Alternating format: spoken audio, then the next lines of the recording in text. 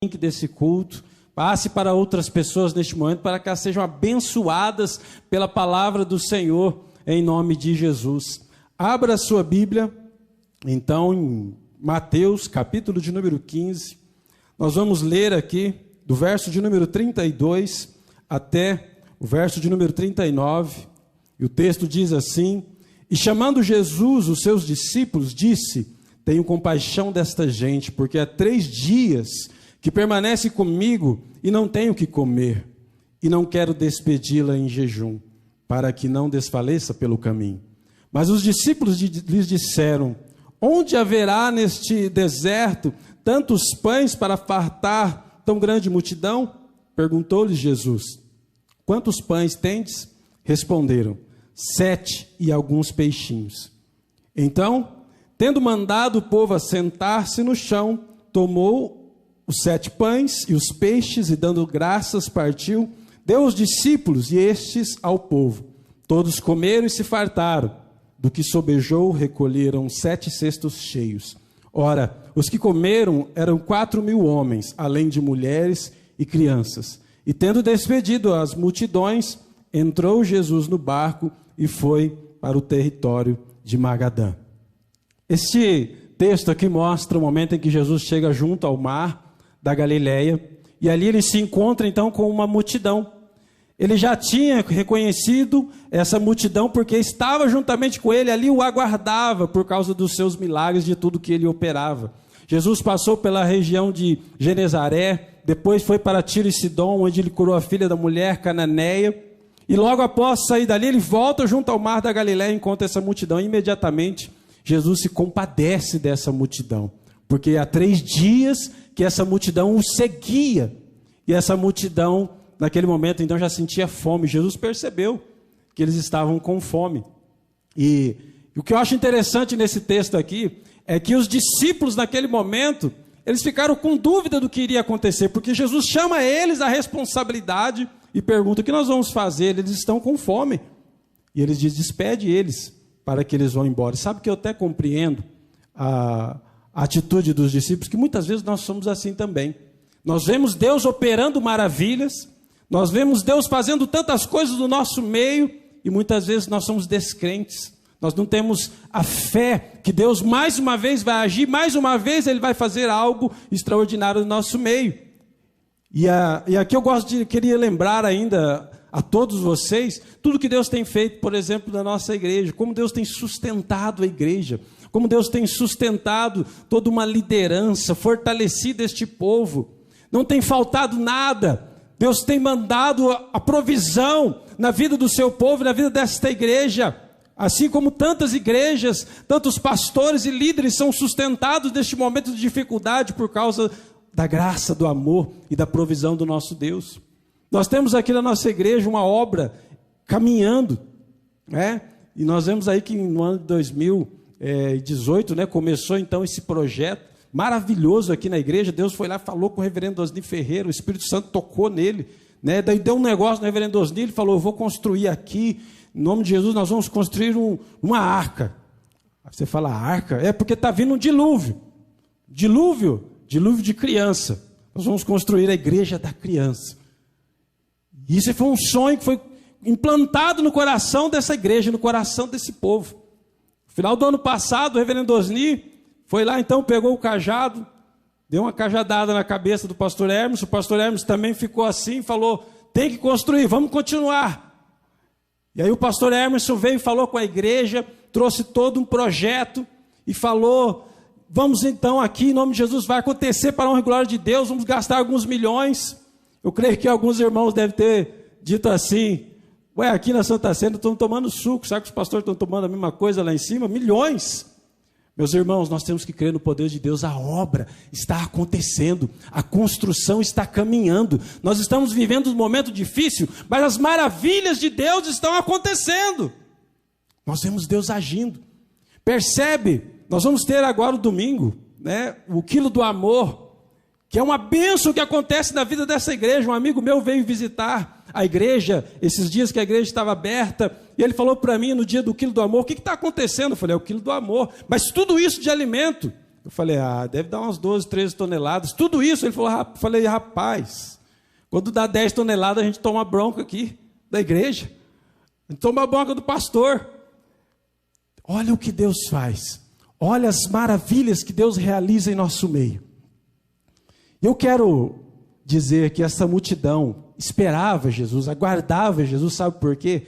Porque Jesus tirou eles do império das trevas e trouxe eles para o seu reino de luz.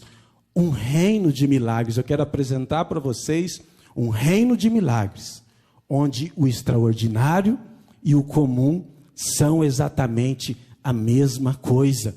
Não há diferença. No reino de Deus, o extraordinário acontece cotidianamente, corriqueiramente. Talvez você diga, pastor, é comum a pessoa doar alimentos. Eu sei que é comum a pessoa doar alimentos, mas toneladas de alimento é extraordinário. Então aqui, o comum acontece de uma forma extraordinária. E o que é extraordinário acontece de uma forma comum, porque todos os meses são doados toneladas de alimentos. E numa igreja, num lugar onde Deus está abençoando, transformando, nós vemos sim que um reino de milagres é implantado e coisas maravilhosas estão acontecendo. Eu quero aqui então enumerar, baseado nesse texto de Mateus capítulo 15, 3 características de um reino de milagres, de um ambiente de milagres. Jesus criou um ambiente de milagres. É por isso que esse povo não ia embora. É por isso que esse povo não abandonava Jesus. As 3 características que eu quero apresentar para vocês são as seguintes. A primeira é compaixão. Jesus, ele tinha uma compaixão que contagiava as pessoas. Uma compaixão que trazia as pessoas para perto. Se você entender a ideia de compaixão, é você sentir uma empatia, você simpatizar com o sofrimento do outro e você se mover em sentido dessa pessoa a fim de diminuir o sofrimento dela. Isso é compaixão, não é dó. Tem gente que fala, mas que dó. Dó é um sentimento falso. Eu não gosto muito dessa palavra, porque às vezes a pessoa fala assim, me dá uma dó. Dó, você fala que está com dó, faz uma carinha de dó e vai embora. Compaixão não, compaixão você vê, constata o sofrimento da outra pessoa e você se move em direção a ela, a fim de transformar, de mudar, abençoar e diminuir o sofrimento dessa pessoa. Jesus Cristo é o servo sofredor. O servo sofredor, ele tem o dom do sofrimento. Ele sofre. Jesus Cristo tinha a capacidade extrema de absorver o sofrimento das outras pessoas. Jesus Cristo tinha a capacidade de se direcionar para as pessoas que sofrem, abrigar estas pessoas, de ouvir essas pessoas, sentar com estas pessoas. Jesus Cristo tinha a capacidade de sofrer pelos outros de uma maneira que ninguém mais podia fazer. Nós vamos ler um texto aqui em Isaías, capítulo de número 53, a partir do verso de número 3, que diz assim: era desprezado, o mais rejeitado entre os homens, homens de dores, e que sabe o que é padecer, e como quem os homens escondem o rosto, era desprezado, e dele não fizemos caso. Certamente ele tomou sobre si nossas enfermidades, e as nossas dores levou sobre si. E nós o reputávamos por aflito, ferido de Deus e oprimido. Mas ele foi transpassado por nossas transgressões e moído por nossas iniquidades. O castigo que nos traz a paz estava sobre ele, pelas suas pisaduras fomos sarados. E ainda quero ler só o verso 10 que diz assim: todavia o Senhor agradou moê-lo, fazendo enfermar. Quando der ele a sua alma como oferta pelo pecado, verá a sua posteridade, prolongará os seus dias, e a vontade do Senhor prosperará nas suas mãos. Jesus Cristo tinha essa capacidade, ele nos mostra essa capacidade de se colocar no lugar da outra pessoa. E a compaixão é uma característica de um ambiente onde Jesus Cristo é o rei, um reino de milagres. O rei, ele atua, ele reina por um amor incondicional e não por decreto.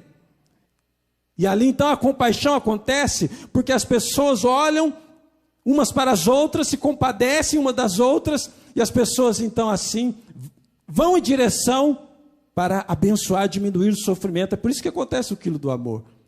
É por isso que acontece o lar de paz. É por isso que acontece células. É por isso que nós vemos pessoas sendo abençoadas e curadas e transformadas, por causa da compaixão que existe nesse ambiente de milagres. Ninguém quer ir embora de um reino que é um reino de milagres, onde é um ambiente de milagres.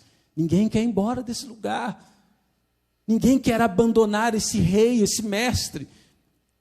Nós vemos neste texto que Jesus, ele tinha o dom do sofrimento. Ele tinha a capacidade de olhar para a pessoa e falar: não pode deixar que eu vou sofrer no teu lugar. É como se Deus tivesse formado uma equipe e mandado uma equipe para uma tarefa, uma missão aqui na terra, e a um ele disse assim: olha, você vai cuidar dos preparativos da festa. Você vai cuidar dos convidados. Você vai cuidar da comida da festa.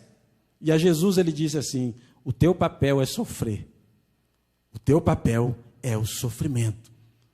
Você vai lá sofrer para que eles não sofram. Você vai lá absorver tudo de ruim que existe para que eles então sintam a bondade e o amor em suas vidas de uma maneira plena. Quero ainda ler mais um texto. Abra comigo em Hebreus, capítulo de número 5. Nós vamos ler do verso 7 até o verso 9, que diz assim: ele, Jesus, nos dias de sua carne, tendo oferecido com forte clamor e lágrimas, orações e súplicas, a quem o podia livrar da morte, e tendo sido ouvido por causa da sua piedade, embora sendo filho, aprendeu obediência pelas coisas que sofreu. E tendo sido aperfeiçoado, tornou-se o autor da salvação eterna para todos os que lhe obedecem. Jesus Cristo, embora sendo filho, aprendeu a obediência pelas coisas que sofreu, por tudo que ele sofreu. Jesus Cristo se entregou ao sofrimento e foi a maior expressão de compaixão e amor que nós podemos ver e entender aqui na terra. E nós precisamos fazer isso. Talvez você convive com uma pessoa na sua casa que você não está conhecendo verdadeiramente essa pessoa. Não sabe o que ela está passando. Olhe para esta vida. Tenha compaixão, se direcione a ela. Max Lucado, no livro O Fim da Ansiedade, Max Lucado diz o seguinte, que a ansiedade e o medo, eles são primos, mas não são irmãos gêmeos. Porque o medo, ele vê o perigo e ele foge, ele grita, ele tem uma reação, mas a ansiedade não. A ansiedade, ela imagina o perigo. E uma pessoa que talvez imagina algo, bloqueios são criados na mente desta pessoa. Por exemplo, se ela pensar que no gramado tem uma cobra, imediatamente o seu emocional, a sua mente diz: olha, nunca mais você pode pisar em uma grama, porque lá vai ter uma cobra, a cobra vai te picar e você vai morrer. A pessoa que vive muitas vezes com pânico, com medo e ansiedade, é a pessoa que imagina o perigo e bloqueia áreas da sua vida, por causa dessa ansiedade, do estresse, do medo do que vai acontecer amanhã. E muitas pessoas estão vivendo ansiosas neste momento. É preciso que nós estejamos nos direcionando a estas pessoas a fim de abençoá-las, orar por elas e livrar a vida delas deste medo, deste pânico. É isso que Jesus neste momento está fazendo, se direcionando. A compaixão de Jesus para com aquelas pessoas. E Jesus não só tem compaixão, como Jesus chama os seus discípulos e ensina isso para eles. Fala: olha, nós vamos agora abençoar a vida destas pessoas.